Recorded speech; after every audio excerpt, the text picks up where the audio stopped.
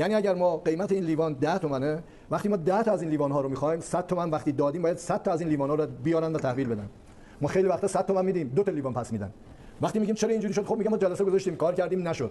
یا رضا جان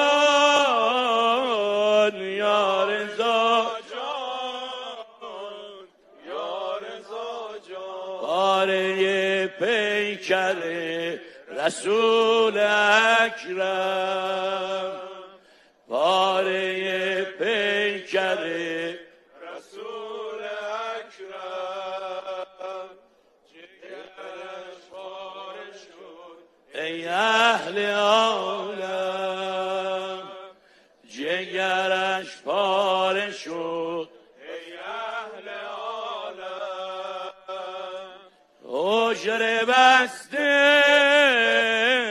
دل شکسته